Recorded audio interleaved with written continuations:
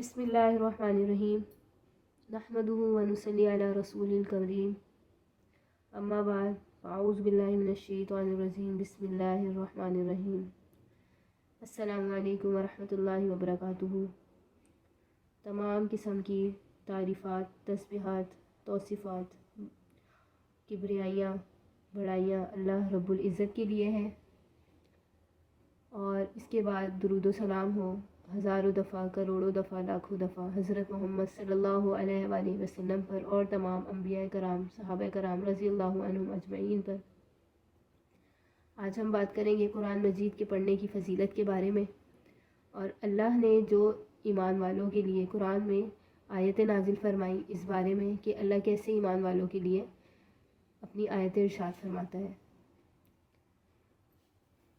قرآن وہ واحد کتاب ہے جس کا ترجمہ پوری دنیا میں ہر زبان میں کیا گیا۔ کوئی بھی ایسی ورلڈ میں دنیا میں کتاب نہیں ہے کہ ہر زبان میں اس کا ترجمہ کیا گیا ہو، لیکن قرآن کا بھی یہ ایک معجزہ ہے۔ قرآن وہ ایک واحد کتاب ہے کہ ہر لینگویج میں، زبان میں اس کا ترجمہ کیا گیا ہے۔ پورے قرآن میں 89 دفعہ اللہ نے فرمایا یا ایھا الذین آمنوا، تو اللہ یہ کس سے بات کر رہے ہیں؟ ایمان والوں سے۔ یا ایھا الذین آمنوا، اے ایمان والو۔ اب اللہ تعالیٰ یہ ہمیں اور آپ کو کہہ رہے ہیں کہ اے ایمان والو ایسا کرو، اے ایمان والو ایسا کرو، اے ایمان والو تم یوں ہو جاؤ، تم یوں ہو جاؤ۔ اللہ تعالیٰ ان کو اپنی آیت ارشاد فرما رہے ہیں، ان سے بات کرنا چاہ رہے ہیں۔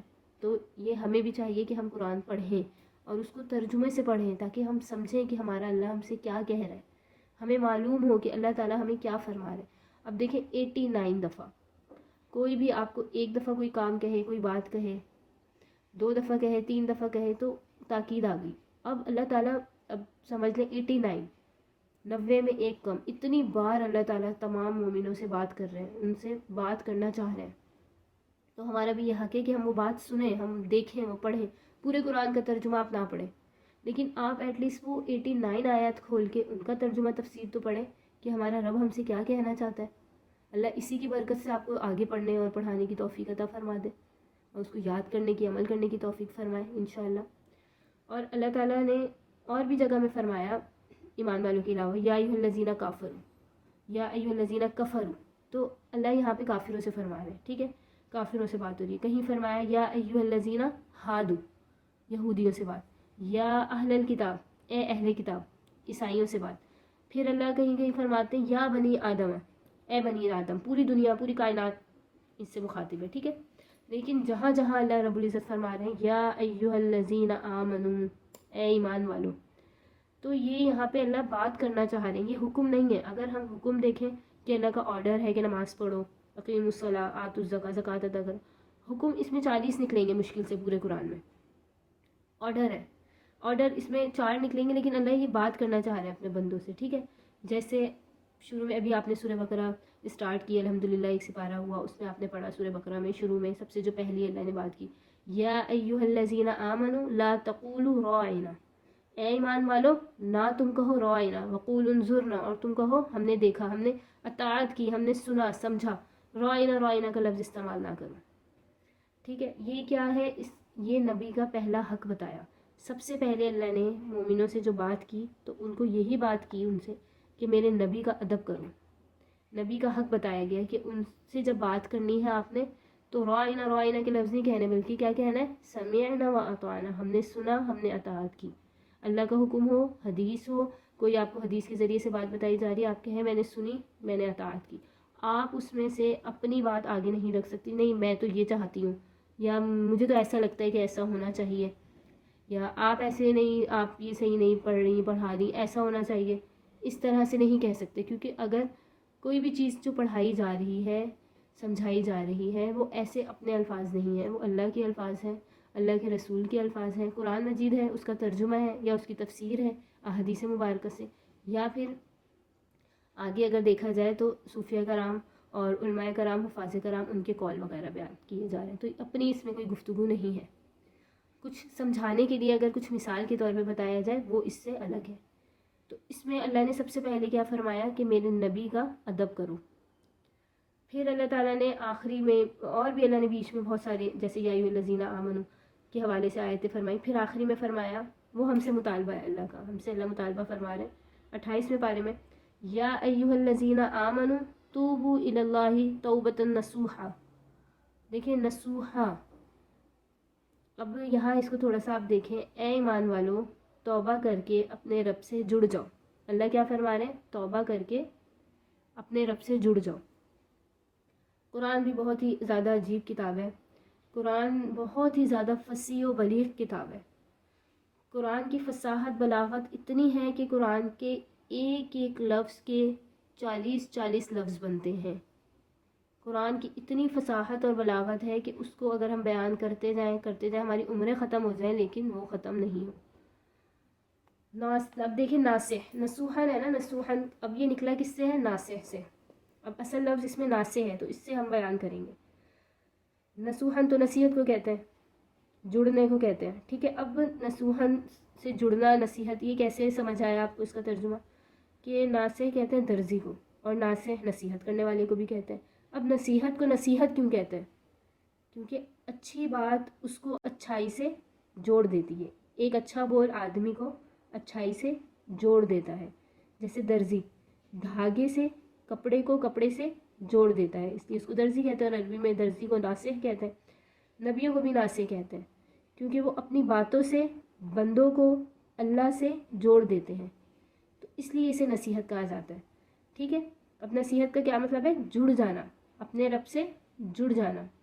اللہ فرما رہے ہیں ایمان والو ایسی توبہ کرو کہ وہ توبہ تمہیں اپنے رب سے جوڑ دے. اللہ ہمیں بھی ایسی توبہ کی توفیق عطا فرمائے. اللہ فرماتے ہیں کہ یہ اللہ تعالیٰ ہم سے آخری مطالبہ کر رہے ہیں قرآن میں. پہلا تو یہ نا نبی کا ادب، اور پھر اس میں اور اس کے علاوہ اور بھی اللہ نے حکم بھی فرمایا، باتیں بھی فرمائی، آیتیں فرمائی، یا ایھا الذین آمنوا. تو قرآن دیکھیں بندوں سے باتیں کرتا ہے. اور پھر اللہ تعالیٰ اسی طرح سے آگے آیتیں فرماتے ہیں قرآن مجید میں مختلف جگہوں پہ، یا ایھا الذین آمنوا اتقوا اللہ ولتنظر نفس ما قدمت. یہاں پہ آیا اتقوا اللہ، اللہ سے ڈرو. پھر ایک جگہ فرمایا یا ایھا الذین آمنوا اتقوا اللہ وقولوا قولا سدیدا. یہاں پہ بھی اتقوا اللہ آیا، اللہ سے ڈرو. ایک اور جگہ فرمایا یا ایھا الذین آمنوا اتقوا اللہ حق تقاتہ. یہاں پہ بھی فرمایا اتقوا اللہ. پھر ایک جگہ اور آیا یا ایھا الذین آمنوا اتقوا اللہ وکونوا مع الصادقین. دیکھیں اللہ تعالیٰ نے 4 بار فرمایا تقوی تقوی تقوی، ایک ہی حکم کہ تقوی اختیار کرو، پاکیزگی اختیار کرو. تو اللہ تعالیٰ اپنے بندے کو کیا کہتے ہیں کہ تم پاک صاف ہو جاؤ، تم اپنے ایمان کو تازہ کرو، تم تقوی اختیار کرو، تم اللہ سے ڈرو. حضرت علی رضی اللہ تعالیٰ عنہ کا فرمان ہے کہ جب میں اللہ سے بات کرنا چاہتا ہوں تو میں نماز پڑھتا ہوں، اور جب میرا یہ جی چاہتا ہے کہ اللہ تعالیٰ مجھ سے بات کریں تو میں قرآن پڑھتا ہوں. دیکھیں قرآن پڑھنا یہ ایک ایسی عام چیز نہیں ہے کہ بس قرآن ہم نے پڑھ لیا. ہم اللہ تعالیٰ سے، ہم کلام ہیں، اللہ ہم سے بات کر رہے ہیں، ہم آیتیں پڑھ رہے ہیں، اس کا ترجمہ پڑھ رہے ہیں. اے ایمان والو ایسی توبہ کرو کہ تم اپنے رب سے جڑ جاؤ. اللہ سے ہماری بات ہو رہی ہے، اللہ نے ہمیں یہ بات بتائی. تو یہ ایک اللہ کا میسیج ہے ہمارے پاس، ایک اللہ کا خط ہے، ایک پیغام ہے. اور یہ قرآن مجید پڑھنا، یہ اس کے کتنے زیادہ فائدے ہیں کہ قرآن پڑھنا روح کی غذا ہے. جیسے ہم اٹھے صبح اور ہم نے نماز پڑھ لی اور ہم نے کہا ہم ناشتہ کریں، تو یہ ہمارے جسم کی غذا ہے، ٹھیک ہے. لیکن ہم نے فجر کے بعد قرآن مجید کی تلاوت کی، بھلے ایک ہی صفحے کی تھی، تو وہ کیا ہو گیا؟ ہمارے روح کی غذا ہو گئی. تو قرآن پڑھنا، پڑھانا، یہ سب بہت ہی زیادہ قابل قبول عمل ہے، اللہ کو بہت پسند ہے. اللہ تعالیٰ نے قرآن مجید عطا کر کے ہم پر بہت احسان فرمایا. یہ کتاب ہدایت کا ذریعہ ہے، اس کا دیکھنا بھی عبادت، اس کا چھونا بھی عبادت ہے، اس کا پڑھنا بھی عبادت ہے، قرآن مجید کا پڑھانا بھی عبادت ہے، اور قرآن مجید سننا بھی عبادت ہے اور سنانا بھی عبادت ہے. اور اس پر عمل کرنا سب سے بڑی عبادت ہے. اور عمل ہم تبھی کر پائیں گے جب ہمیں اس کے میننگ سمجھ آئے، جب ہمیں اس کا مطلب معنی سمجھ آئے، تبھی ہم عمل کر پائیں گے. کہ اللہ ہمیں یہ کہہ رہے ہیں ہاں نماز پڑھو، اللہ ہمیں کہہ رہے ہیں صدقہ دو، اللہ ہمیں کہہ رہے ہیں زکوٰۃ ادا کرو، اللہ تعالیٰ ہمیں کہہ رہے ہیں حج کرو، اللہ ہمیں کہہ رہے ہیں کہ جو بھی یتیم ہے، مسکین ہے، ان کے ساتھ تم اچھائی سے پیش آؤ، اچھا سلوک کرو اور ان کی مدد کرو، ان کا خیال کرو. تو اس طرح کے اور بھی بہت سارے احکام، نکاح کے احکام، خلا کے احکام، طلاق کے احکام، اور خرید و فروخت، تجارت کے احکام، سود، اور اس کے علاوہ بہت ساری زندگی میں جیسے پوری زندگی گزارتے ہیں ان میں جو جو معاملات پیش آتے ہیں، وہ سب اللہ نے تفصیلی طور پہ قرآن مجید میں بیان فرمائے. تو یہ ہمیں تبھی سمجھ آئے گا جب ہم اس کو ترجمے سے پڑھیں گے. اور قرآن مجید پڑھنا، صرف عربی ہی پڑھنا، یہ اتنا بڑا ثواب ہے، اتنا پسند ہے اللہ کو. اور جو حافظ ہیں تو ان کے تو کیا ہی کہنے ہیں، کیونکہ وہ تو ایک اللہ کا انعام ہو گیا ان پر کہ اللہ نے ان کے دلوں کو کھول دیا اور ان کے سینوں میں قرآن کو محفوظ کر دیا. اور اللہ ان کے لیے آخرت میں حافظوں کے لیے جو برکتیں ہیں اور حافظوں کے لیے جو قرآن مجید کا ثواب ہے پڑھنے کا، تو اس کے اوپر تو ایک الگ سے ہم انشاءاللہ بیان کریں گے کہ اللہ تعالیٰ انہیں قیامت میں کہیں گے کہ پڑھتے جاؤ اور اپنے درجے پہ چڑھتے جاؤ. اور جب وہ آخری سورۃ والناس پڑھیں گے اور آخری لفظ پہ ہوں گے تو وہ جنت کی بلندیوں پہ اپنے آپ کو پائیں گے. اور اللہ ایسا ان کو تاج پہنائے گا جس کی سورج اور چاند سے زیادہ روشنی ہوگی. اور اللہ یہ تو جو ان کے والدین کو تاج پہنائے گا وہ ہے جس میں یاقوت اور ہیرے موتی لگے ہوں گے، لیکن جو حافظ کو اللہ پہنائے گا پھر اس کے کیا کہنے ہوں گے. تو قرآن مجید کو یاد کرنا بہت بڑی بات ہے، بہت بڑی فضیلت. اور اللہ تعالیٰ جو ہے ہماری اولادوں میں سے بھی حافظ بنائے، آمین. اور باقی قرآن کو پڑھنا، صرف پڑھنا، دیکھ کے پڑھنا، یہ بھی اللہ کو بہت محبوب ہے. دیکھیے جب انسان قرآن مجید پڑھتا ہے تو اللہ تعالیٰ خود سنتا ہے.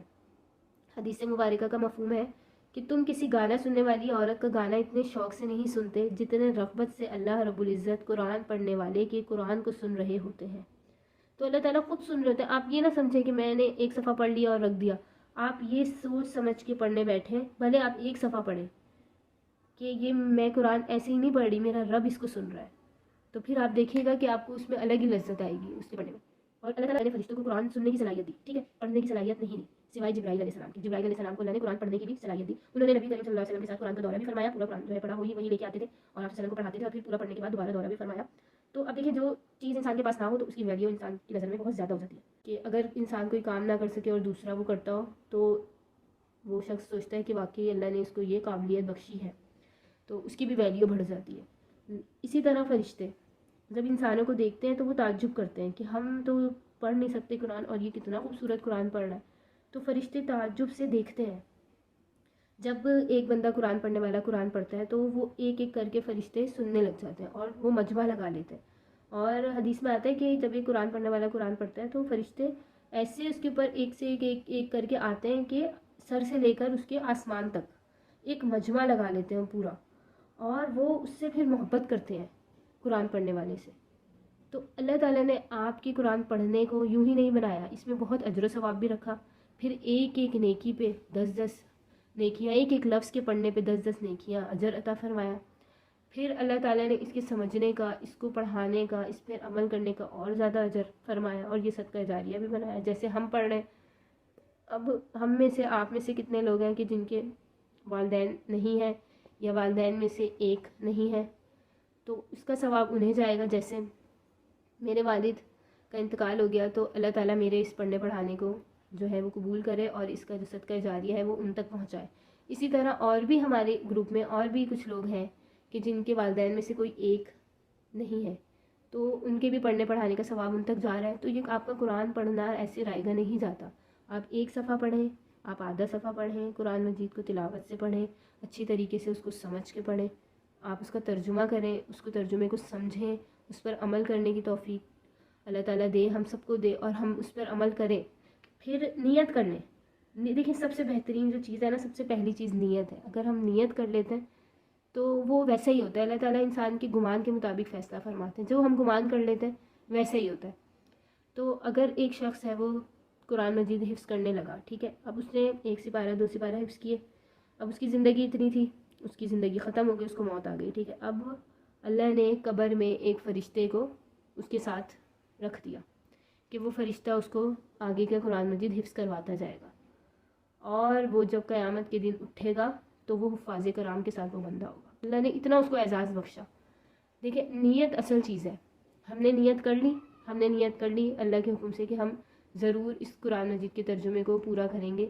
اب اگر ہم نہ کر سکے بیچ میں، کل نفس ذائقۃ الموت، ہر نفس کو موت کا مزہ چکھنا ہے، تو انشاءاللہ اللہ سے امید ہے کہ اللہ ہمیں اس کا اجر و ثواب ضرور عطا فرمائے. تو بس اللہ سے یہی دعا ہے کہ اللہ تعالیٰ ہمیں قرآن مجید کو پڑھنے کی توفیق عطا فرمائے. ہم اس کو پڑھیں، اس کو دوسروں کو پڑھائیں. جو بھی لوگ حافظ ہیں وہ دوسروں کو بھی اس کو تلاوت سکھائیں. جو لوگ عالم ہیں وہ دوسروں کو اس کا ترجمہ سکھائیں. جو لوگ قاری ہیں وہ قرآن کو اچھی طرح پڑھنا جانتے ہیں، وہ دوسروں کو بھی اس کو سکھائیں۔